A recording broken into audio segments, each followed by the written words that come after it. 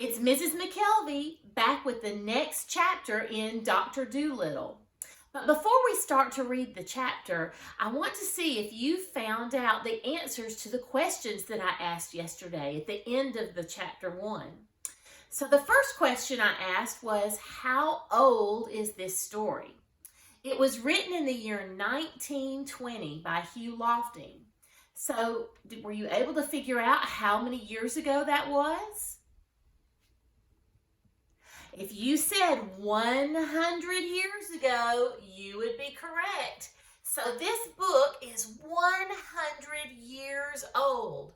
That's really old, isn't it? So it's 100 this year. It's its birthday year. The other question that I asked was about what a sixpence is and where it's used. So a sixpence is money that was used in England a long time ago.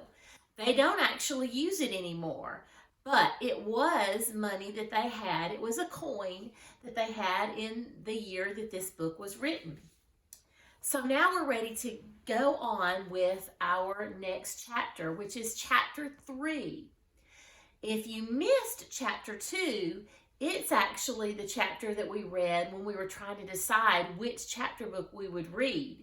So if you missed chapter 2, you may need to go back to the YouTube channel.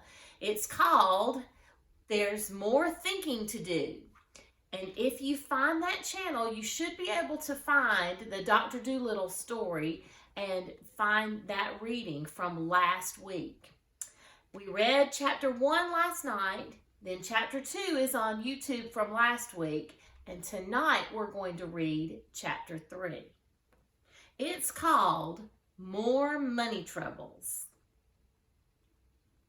And soon now, the doctor began to make money again, and his sister Sarah bought a new dress and was happy. Some of the animals who came to see him were so sick that they had to stay at the doctor's house for a week. And when they were getting better, they used to sit in chairs on the lawn. And often, even after they got well, they did not want to go away. They liked the doctor in his house so much, and he never had the heart to refuse them when they asked if they could stay with him. So in this way, he went on getting more and more pets. Once, when he was sitting on his garden wall, smoking his pipe in the evening, an Italian organ grinder came round with a monkey on a string. The doctor saw at once that the monkey's collar was too tight and that he was dirty and unhappy. So he took the monkey away from the man and gave him a shilling and told him to go. The organ grinder got awfully angry and said that he wanted to keep the monkey. But the doctor told him that if he didn't go away, he would punch him on the nose. John Dolittle was a strong man, though he wasn't very tall. So the man went away saying rude things, and the monkey stayed with Dr. Dolittle and had a good home. The other animals in the house called him Chi-Chi, which is a common word in monkey language, meaning ginger. And another time, when the circus came to Puddleby, the crocodile, who had a bad toothache, escaped at night and came to the doctor's garden. The doctor talked to him in crocodile language and took him into the house and made his tooth better. But when the crocodile saw what a nice house it was, with all the different places for the different kinds of animals, he too wanted to live with the doctor. He asked, couldn't he sleep in the fish pond at the bottom of the garden if he promised not to eat the fish? When the circus men came to take him back, he got so wild and savage that he frightened them away. But to everyone in the house, he was always as gentle as a kitten. But now the old ladies grew afraid to send their lap dogs to Dr. Dolittle because of the crocodile. And the farmers wouldn't believe that he would not eat the lambs and sick calves they brought to be cured. So the doctor went to the crocodile and told him he must go back to his circus. But the crocodile wept such big tears and begged so hard to be allowed to stay that the doctor hadn't had the heart to turn him out. So then the doctor's sister came to him and said, "John, you must send that creature away. Now the farmers and the old ladies are afraid to send their animals to you, just as we were beginning to be well off again. Now we shall be ruined entirely. This is the last straw. I will no longer be housekeeper for you if you don't send away that alligator." "It isn't an alligator," said the doctor. "It's a crocodile." "I don't care what you call it," said his sister. "It's a nasty thing to find under the bed. I won't have it in the house." "But he has promised me," the doctor answered, "that he will not bite anyone. He doesn't like the circus, and I haven't the money to send him back to Africa where he comes from. He minds his own business and on the whole is very well behaved. Don't be so fussy." "I tell you I will not have him around," said Sarah. "He eats the linoleum. If you don't send him away this minute, I'll go off and get married." "All right," said the doctor. "Go and get married. It can't be helped." And he took down his hat and went out into the garden. So Sarah Dolittle packed up her things and went off, and the doctor was left alone with his animal family. And very soon he was poorer than he had ever been before. With all these mouths to fill and the house to look after and no one to do the mending and no money coming in to pay the butcher's bill, things began to look very difficult. But the doctor didn't worry at all. "Money is a nuisance," he used to say. "We'd all be much better off if it had never been invented. Why does money matter, so long as we are happy?" But soon the animals themselves began to get worried. And one evening when the doctor was asleep in his chair before the kitchen fire, they began talking it over among themselves in whispers. And the owl, Tutu, who was good at arithmetic, figured it out that there was only enough money to last one more week, if they each had one meal a day and no more. Then the parrot said, "I think we ought to do the housework ourselves. At least we can do that much. After all, it is for our sakes that the old man finds himself so lonely and so poor." So it was agreed that the monkey, Chi-Chi, was to do the cooking and the mending. The dog was to sweep the floors.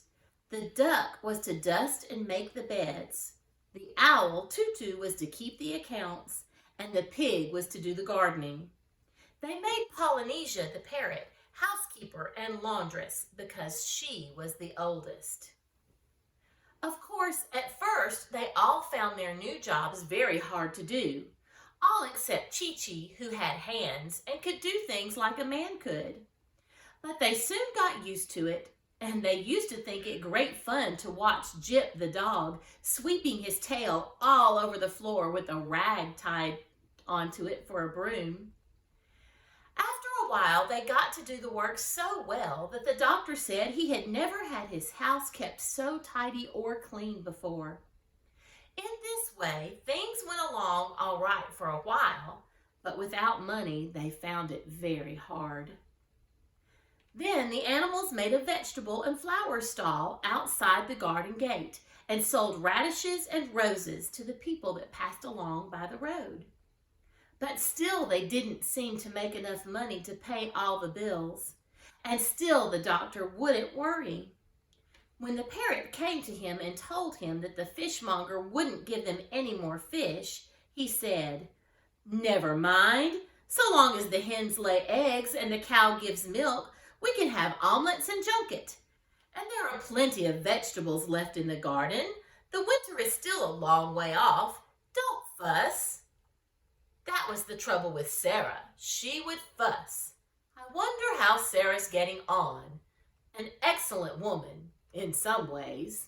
Well, well. But the snow came earlier than usual that year, And although the old lame horse hauled in plenty of wood from the forest outside the town so they could have a big fire in the kitchen, most of the vegetables in the garden were gone, and the rest were covered with snow, and many of the animals were really hungry. And that's the end of chapter 3. So there was one very interesting thing that I heard in that chapter, and it was something that we don't eat very often. It was called junket. So the thing I would like you to think more about, to have some more thinking to do, is first, what is junket? See if you can look it up. Junket, junket. And see if you can find out what in the world that is. Your second challenge for today is to work in your booklet if you made one, or you can just get a piece of paper if you didn't. But the sister in the Doctor Dolittle story was not able to tell the difference between an alligator and a crocodile. Do you remember which one was in Dr. Dolittle's pond? There you go, that's right. So, I thought it would be really interesting if you made a Venn diagram and talked about the differences between alligators and crocodiles. A Venn diagram is made with two circles that overlap. And in this part of the circle, you would write down things that are true of alligators.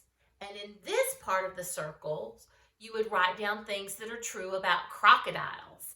And here in the center where they overlap, you would write down things that are true about both alligators and crocodiles. Now, how are you going to find out that information? Well, you could go to the internet and Google it, or I know that at my school, students have access to a book online program called Epic Books. And I took a look at Epic Books the other day, and there are several books on many different reading levels, from young readers, first and second grade reading level, on up to third and fourth grade reading level, but books about alligators and crocodiles. So maybe you would like to read some of those and find out, what is it that makes an alligator different from a crocodile? And what is it that makes a crocodile different from an alligator?